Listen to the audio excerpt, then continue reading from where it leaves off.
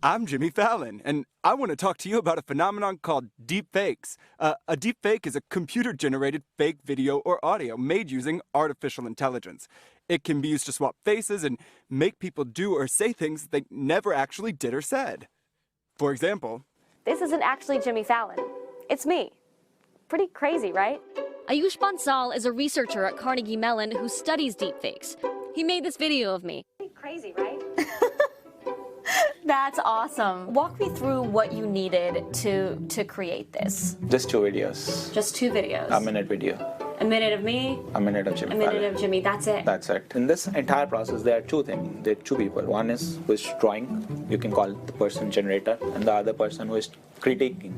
Like this part is wrong. This part is wrong. This part is wrong. You can call that person discriminator. So it's 2 entities. It's a 2 entity. One's generating, one's critiquing, and hopefully, eventually, the critiquing entity is confused. Yeah. Now, initially, it's able to tell, oh, this is real Jimmy Fallon, this is fake Jimmy Fallon, right? But at some time, the discriminator gets confused between a real and a generated Jimmy Fallon.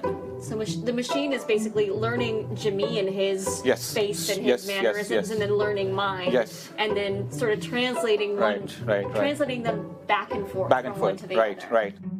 Deepfakes aren't exactly new, but as accessibility and awareness of the technology spread, so did fears about people using it the wrong way.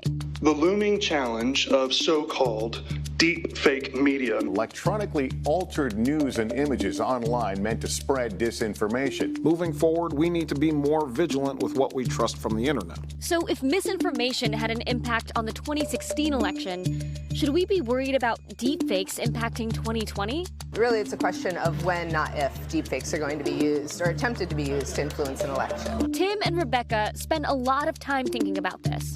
Why are we drinking tiki drinks, and who's buying? About a year ago, Rebecca and I were chatting on the internet about whether or not deepfakes were going to be a problem that caused sort of the media ecosystem to blow up. I thought that it could definitely be a problem during the 2018 midterms. And I didn't think it was going to be that big of an issue, and so we started a bet. What you have in machine learning right now is still a process that requires a lot of data. It's a big lift. It's a big lift when you could just be photoshopping or just, hey, writing some lies on the internet. I think one argument is that the cost-benefit sort of doesn't really favor these kind of exotic machine learning techniques as scary as they appear. For now. For now.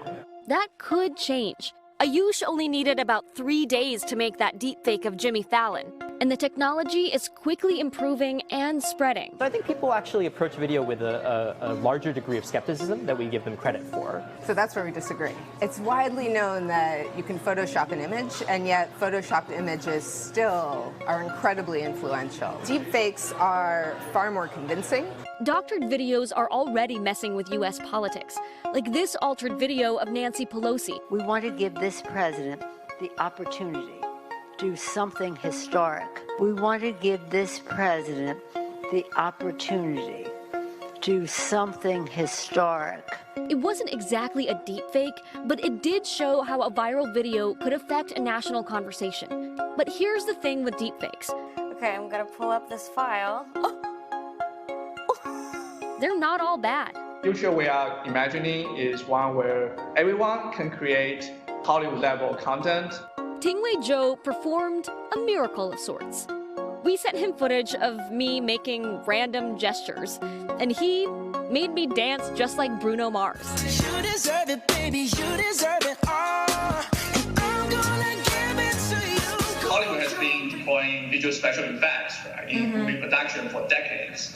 And one of the most iconic examples I can remember is the scene where Forrest Gump was shaking hands with President Kennedy. Right, I mean, the potential for smaller production companies and be able to do things that normally would be totally out of budget for them, that's pretty huge. It's democratization of ideas as well. The AI technology that powers deepfakes could be used to help train self-driving cars, or even change your entire outfit during a Skype call. But I think we should definitely be concerned about this tag being misused. In fact, it has already been misused. I think today, if you still search on Yandex, McFaul pedophile, there'll still be 3 million hits. This is Ambassador Michael McFaul.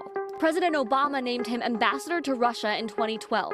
He says the Russian government launched a misinformation campaign about him with tech that's easily accessible to anyone. This constant theme that I was a fomenter of revolution, that I was sent by President Obama to orchestrate the revolution against Putin. There would be videos on YouTube and on television. What are some of the tactics they use to sell these narratives? Photoshopping me to make it appear that I was campaigning on behalf of an opposition figure. It was just my head photoshopped onto somebody else's body. Just weeks into my time, video was put out. The last slide of the video said, McFaul is a pedophile.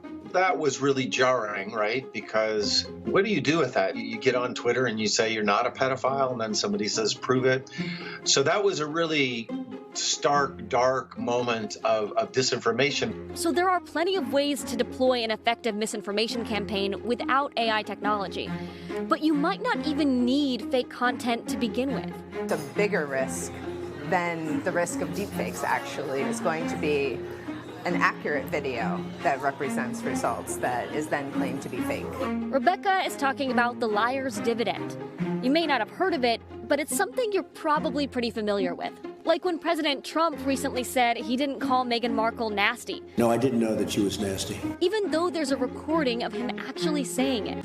As people become more educated about the possibility of deepfakes, that's going to increase the possibility that somebody who has something captured in real, accurate video able to claim, no, that was a deepfake. That never happened. That's fake news. Because for politicians, the out is something that's really valuable. We have lots of examples of autocrats saying, well, that never happened. They must have doctored that video.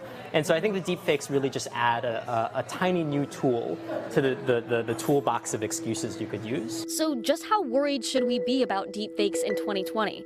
Researchers and even members of Congress are taking the threat seriously ahead of the election.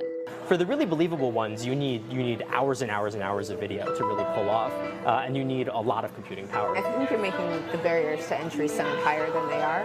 Yes, it might be difficult or a little expensive for one individual. For a nation state, it's peanuts. If this technology becomes easy and popular, do you think the Russian government would put in that effort? Absolutely. I have no doubt. How concerned are you about deepfakes? I'm scared to death of it. We're drinking tiki drinks because 2018, this was not a problem and has not yet happened.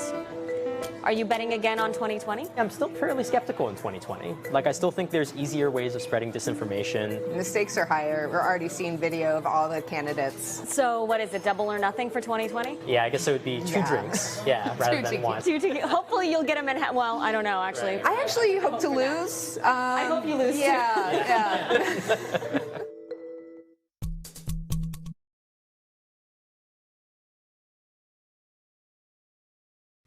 Hey, NBC News viewers, thanks for checking out our YouTube channel. Subscribe by clicking on that button down here and click on any of the videos over here to watch the latest interviews, show highlights, and digital exclusives.